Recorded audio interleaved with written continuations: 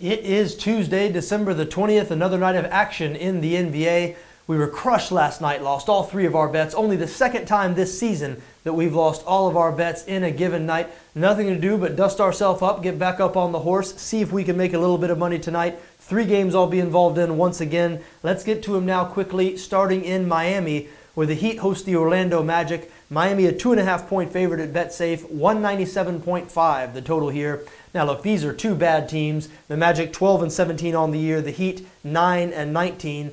But I think this might be a good spot for Orlando. You look at this Heat team right now, they're dealing with injuries at the wing position. Both Wayne Ellington and Dion Waiters will miss tonight's game.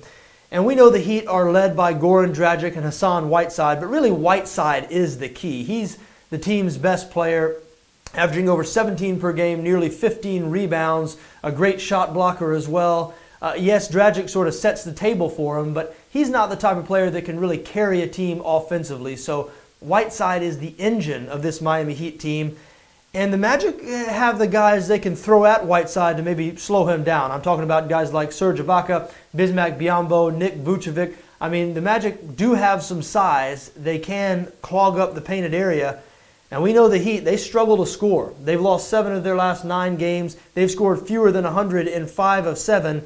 The Magic are top 10 in terms of points allowed. And if they can clog things up for Whiteside, we mentioned the Heat dealing with injuries on the perimeter. I don't know. I'm not sure the Heat are going to be able to hold off the Magic here. Yes, Orlando did get blown out in their last game. They lost 100-79 to the Toronto Raptors on Friday. That was the type of loss that caused a lot of chest thumping afterwards about how it wouldn't happen again. Prior to that game, the Magic had won 2 of 3. In their last road game, they pulled out a nice 131-120 win over the Atlanta Hawks. Again, look, I'm not going to sit here and say the Magic are a good team, but I think right now they're a little bit better than the Heat. As we mentioned, the Heat dealing with some injuries. I think Orlando a good bet tonight as a 2.5-point road underdog. Moving on now to the best game of the night, the Houston Rockets hosting the San Antonio Spurs. Houston a 1-point favorite at BetSafe, 214.5 the total here. Now the Rockets, the hottest team in the NBA, they have won 10 straight games. They've already seen the Spurs twice this season, the teams splitting those games with each team winning in the other's building. You look at this Houston team, we know what they're all about. They can put the ball in the bucket. Mike D'Antoni has them going up and down the floor. The Rockets second in the NBA right now in terms of points scored. They're averaging over 113 per game. But it wasn't quite like that when they faced the San Antonio Spurs. They scored just 100 and 101 in their 2 meetings with the Spurs. That's not a surprise. The Spurs, we know they're sort of a night-in, night-out effort team. That's why they're such a great regular season team. Very good defensively as well. One of only 5 teams in the NBA to surrender fewer than 100 points per game.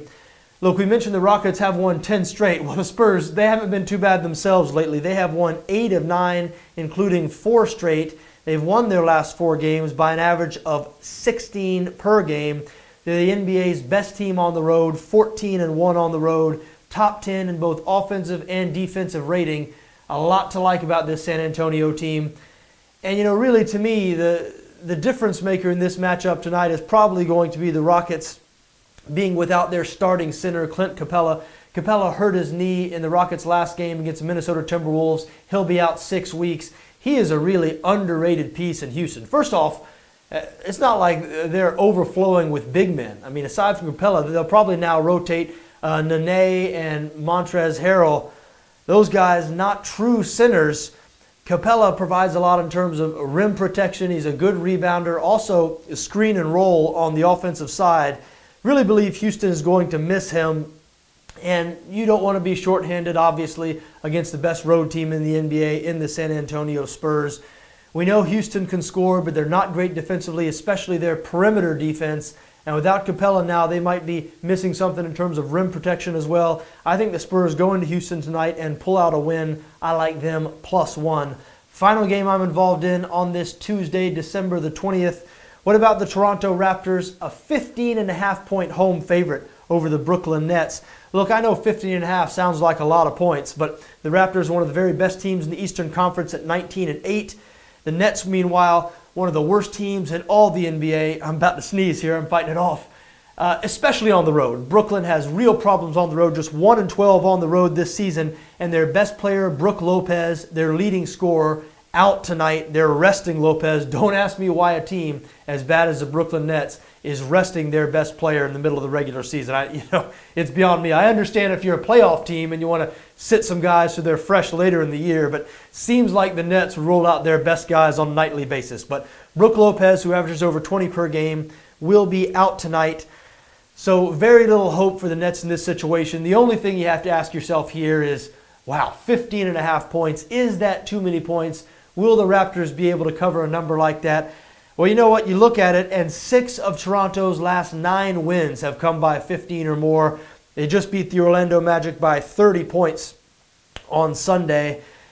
And the Nets, they lose by that amount pretty frequently. 9 of the Nets' last 15 losses have come by 15 or more. So really, it wouldn't be unusual at all for the Raptors to win this game by 15 points, and I think they probably will win it by more than 15. I do like Toronto minus 15.5.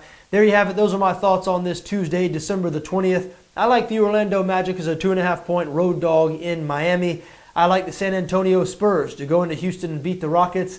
And I like the Toronto Raptors at home, minus 15.5 against the Brooklyn Nets. Folks, I wish you best of luck no matter what you decide to do tonight, just so long as your interests don't conflict with my interests. Enjoy the games.